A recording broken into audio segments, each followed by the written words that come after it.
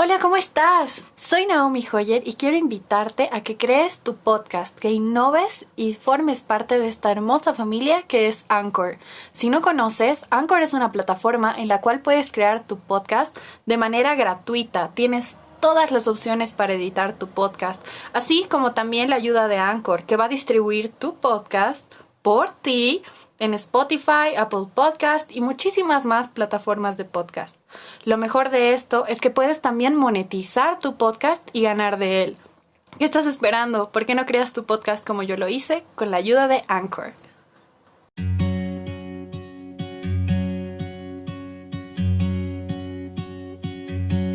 Y hello mundo, bienvenidos una vez más a su podcast Ciencia Política para Todos. Soy yo, Naomi Joyer Solís, su host, y les deseo un increíble 2021. Bienvenidos al primer episodio de este año.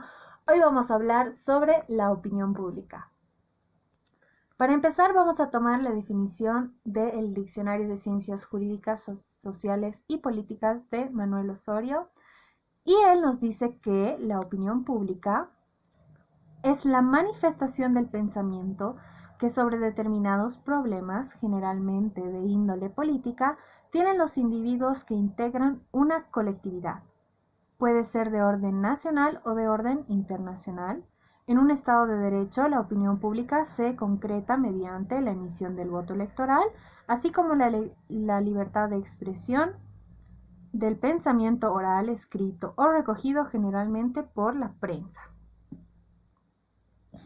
En los gobiernos de tipo dictatorial, la opinión pública se ve cohibida o se expresa de manera clandestina.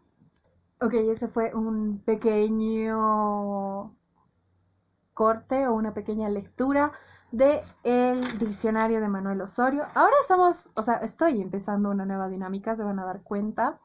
Vamos a ver qué tal va. Quiero que este episodio salga así tal cual y ustedes me den sus opiniones mediante la web o mediante las redes sociales de qué les pareció, si quieren volver a la otra modalidad donde es un poco más técnico y así como que súper, yo le digo robotizado, desde que me llegó esa opinión de que estaba robotizado porque leía el guión.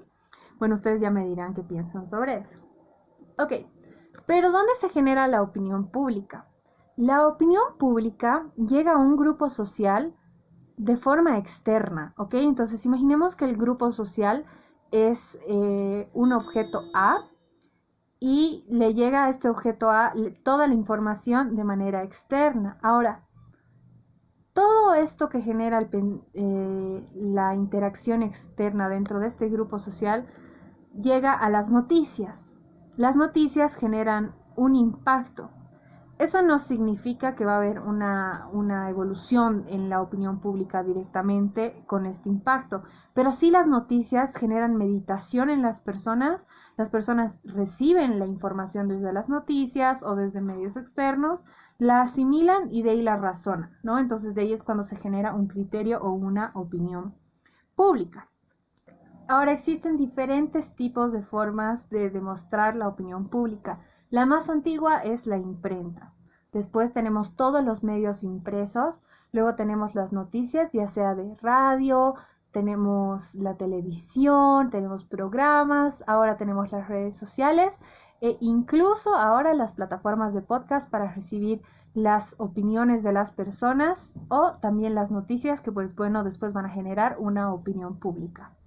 ¿Por qué les decía que complementando esta información escuchen la entrevista que hice con Rafael Loaiza hace un tiempo? Porque en algún punto de la entrevista nosotros empezamos a debatir un poquito esta idea de el impacto que tienen las noticias, ¿no? El periodismo en la opinión pública. Y yo le como que debatía esta idea al señor Loaiza y le decía, claro, pero a veces un periodista puede ser malintencionado y puede redirigir la opinión pública, porque como es un proceso, las personas pueden razonar también de acuerdo a lo que escuchan, ¿no? Pero también tenemos que confiar en nuestros periodistas y en su trabajo y ver que siempre van a intentar ser lo más imparciales posibles.